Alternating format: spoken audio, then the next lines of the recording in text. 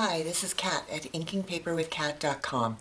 Today's project was actually designed with that older kid in mind, whether that's an adult or those preteens and teens. A lot of the projects I do tend to be for the younger kids, but as my grandkids are getting older, I have to start thinking more about that group. This project is using the Trim Your Stocking Thin Lip dies. Now this die set comes with the pillow box framelit, and you could make this using that, but I wanted something a little bit different. So what I did was let's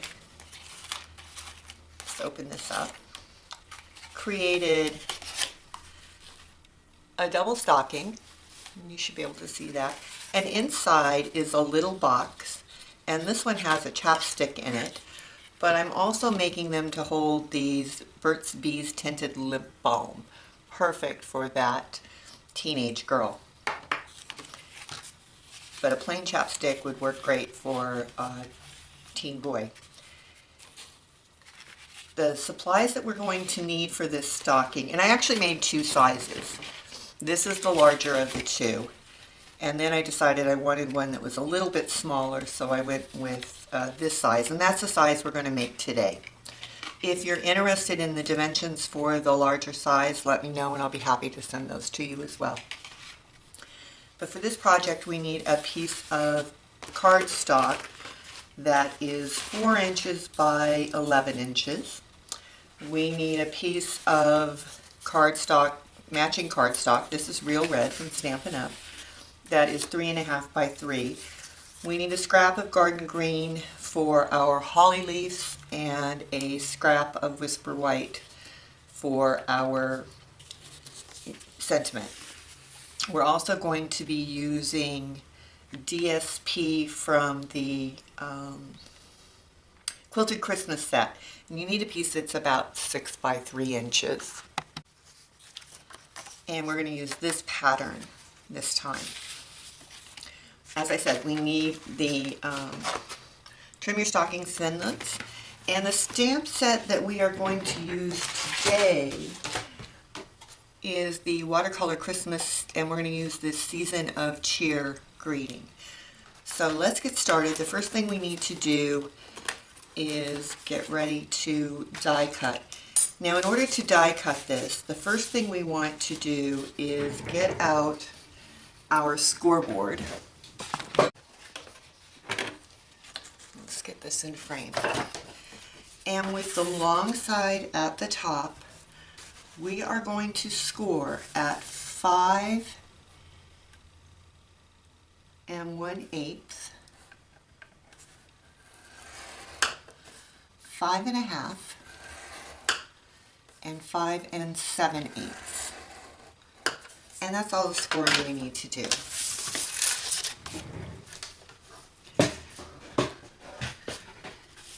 Okay, to start with, we are only going to fold on that center score line. So go ahead and fold that. You don't really need to burnish it. Get out your big shot. You need your magnetic cutting plate, cutting pad, your paper. Now when I do this, I do it with the fold to the left. I'm going to take my stocking framelit, and I need to get this so you can see this. And on this framelit, you can see that there's this curved section. Now that's meant for that pillow box, and that has where it would make a scored line. And then you have these 2 dots up here. We're actually going to line those 2 corners up with the top of our paper at the fold.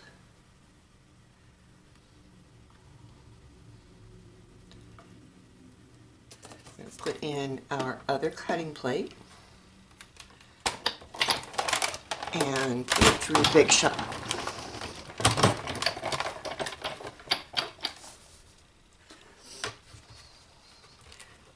pull it back through because we are cutting through two,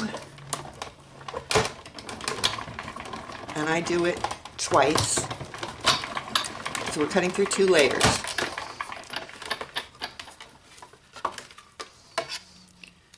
All right, and let's put the Big Shot aside for right now. We're going to use it again in a minute.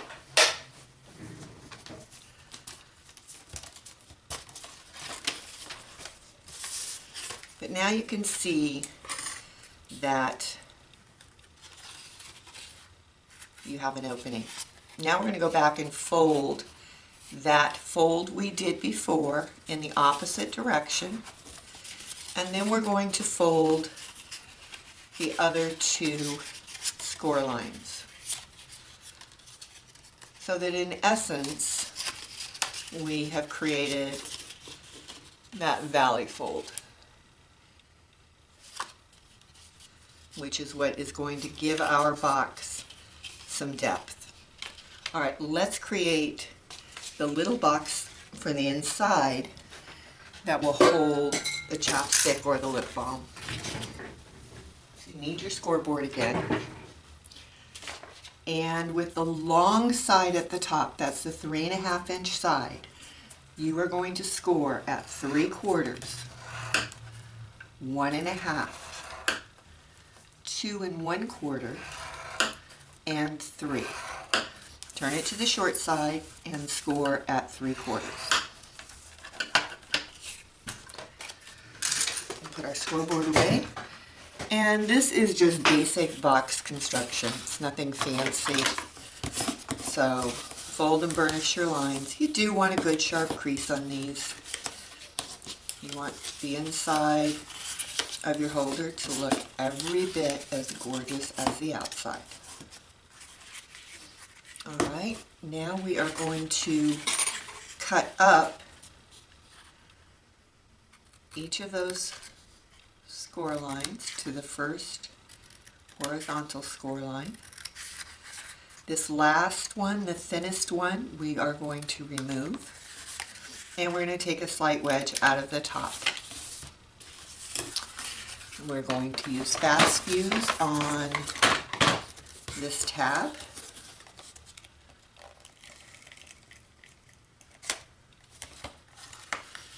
Bring it over, adhere it down. Bring in the sides, the back, and then fast fuse on the front. All right, and you'll see, just slides right in there, no problem. And now we want to adhere it to the inside. And you could use double-sided tape, or you could use Tombow. So find the back of your box, a little bit of Tombow, and just center it in your stocking. Great, we're going to set that aside to dry. Alright, we're going to use some real red ink. Ink up our stamp.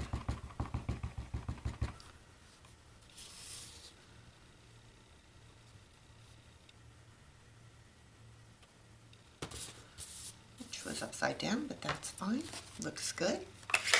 Now we are going to do some die cutting. So let's get our Big Shot back up here.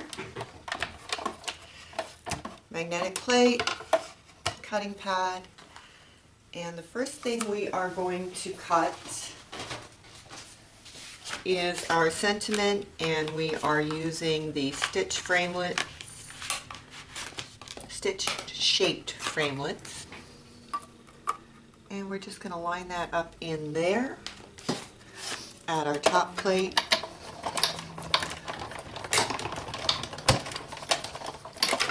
And cut. Now while we have the Big Shot out this time, we're going to do the rest of our cutting. So we need to get our DSP and the rest of our stitched framelits.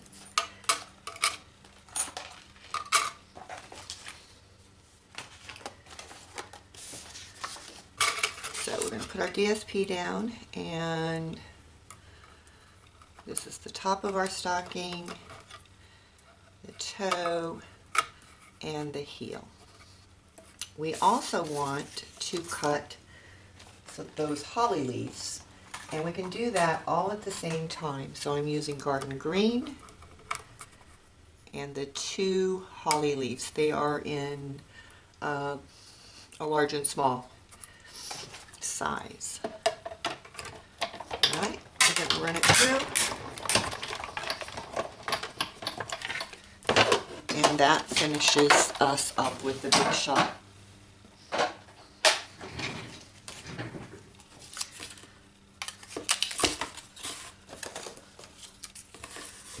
So there are our stocking pieces and our 2 holly leaves.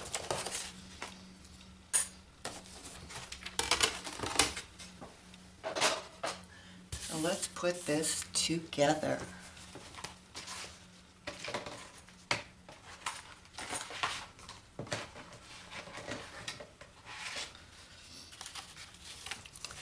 Now, remember we cut that curve off on the top? Well, we need to do the same thing with this die cut. And you just go straight across and cut it off. And I'm going to use snail.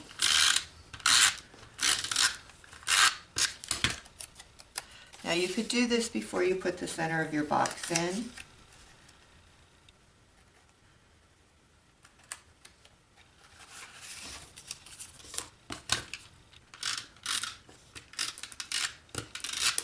And if I were making a lot of these, I would cut everything at one time.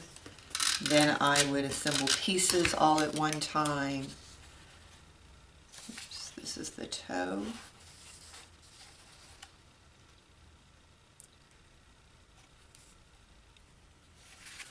And then the heel.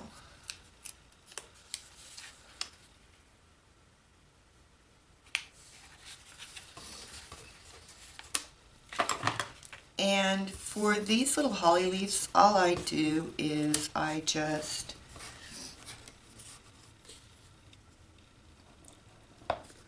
go straight down with my bone folder to give it that feeling of that center vein and fold them up. Now on these, I actually did some sponging.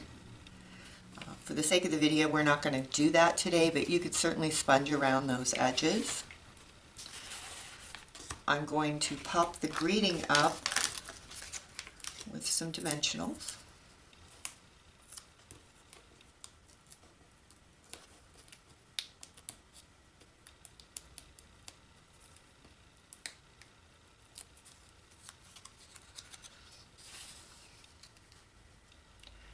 And I'm putting that down a little bit from the top. I don't want it all the way at the top, then it starts to hide the DSP. I want that to show. So I'm just going to put it down a little bit. And then I am going to use glue dots. And the first one is going to be on the small holly. And I'm going to lay that on top of the larger one at an angle. And then I'm going to use another glue dot and attach it to the greeting. Now we're going to use some enamel shapes.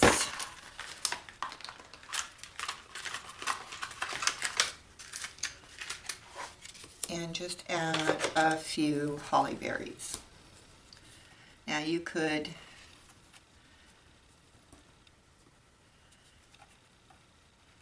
punch out some small circles out of real red with your handheld punch and use those if you didn't have enamel shapes on hand. Would look just as cute. We're going to take our ribbon, and this is the Quilted Christmas ribbon. I love this ribbon because it has garden green, real red, whisper white. So it is going to go with a lot of things. Plus I love the fact that it ties really well. So just get a length of your ribbon,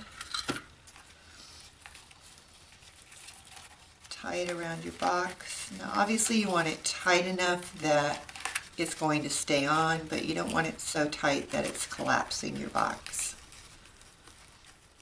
Tie a bow.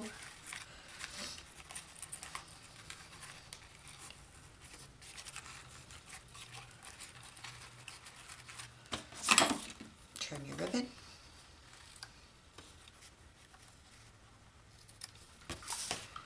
And there you have a lip balm holder. That would be cute packaged on its own. You could add a string and hang it from a tree. If you just looped a piece of twine through there, or stuff it in another stocking. Here's the larger size, and there is my sample. I hope you enjoyed the project. Come back and visit soon.